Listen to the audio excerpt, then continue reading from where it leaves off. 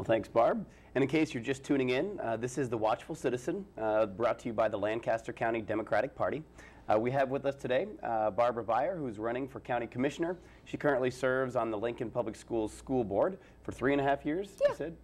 And if you'd like to learn more about the program, you can go to www.lancastercountydemocrats.org. And if you'd like to learn more about Barb's campaign, how can people get in touch with you? Well, they can go to my website, which is www.Baier, B-A-I-E-R, forcommissioner.com. And then they can find out all sorts of content information. And also I have a number of articles about different issues and stands I've taken on issues like the environment, issues like the jail, the mental health issues, human services, just a wide range of different issues that have come up in this campaign. And you can just get to know me better, and hopefully you can opt to donate through that website or contact me and volunteer. I'd appreciate the help. Well, Barb, so far a lot of the issues we've talked about, people might have different views on, but one thing that affects every single one of us in the city, in the country, here in Lancaster County, is water. And I know that this is a focus of yours, talking about groundwater. Can you paint a picture for our viewers how the groundwater issue works, you know, the conflict between rural and urban, and why we should all be concerned about our water? Okay, well, here in Lancaster County, we have a hodgepodge of different ways of delivering water to our rural residents. Some have SIDs, or rural water districts that provide water to their clients, their customers. But what's happened across the rural areas in Lancaster County is more and more housing development. And in some parts of the county, particularly northwest part of the county, we're seeing it come to a point where people who have lived on the land for 20, 30, 40 years used to turn on their spigots and have a good stream of water, and now it's a dribble. And so they're very concerned that without going and having some kind of fair, level playing field, some regulation on how we do housing development in the rural area to improve it, that the water is going to basically dry up, not just for them, but for people who are going out into those rural areas and buying up acreages. Then there's also the issue of sewage lagoons.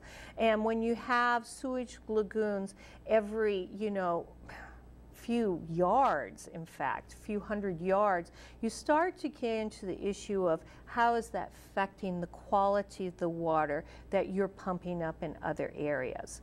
So those are issues that have put some people's water in true danger.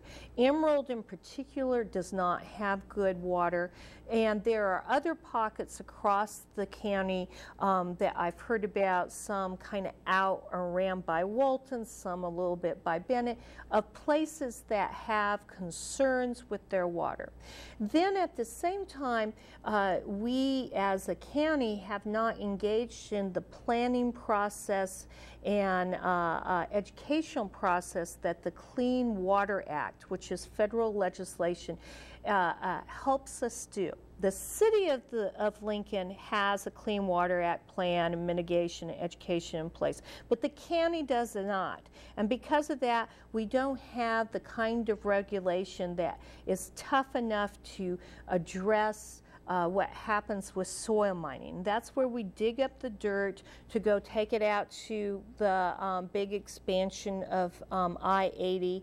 And if we don't have local regulations concerning that, we have sediment runoff. And sediment is very fine particulate that gets into the streams and into the creeks. Along the way, it picks up little farm pollutants that you often see that come from the fertilization of the land or pesticide use. And as that collects, it runs right through the city, and that sediment falls down into our lakes, and into the beds of our creeks and streams, and it's going to be causing some huge concerns. And I think it would be wise for us to look at these environmental issues and to take them seriously and to realize that as we grow as a city, we want to do it in a way that is sustainable, that goes and keeps our promises to our children and grandchildren and their children, that they will have a good place to live, a safe environment, an environment that has good, safe drinking water, that has the kinds of education and mitigation and controls that allow for a good environment for all. So I'm fine with development, but I think that we need to do it in a sustainable way. So to put it in terms that somebody in a core neighborhood here in Lincoln would understand, too much uncontrolled development without enough regulation might threaten our water here in the city. Absolutely, it can. It's amazing. That's runoff from those different operations. They flow right, you go across a creek like Antelope or wherever, you see a big rain and you see it fill up. You know, I've seen times when they've had to put out signs, kids, do not jump in this water, it's not safe. And there are reasons for that.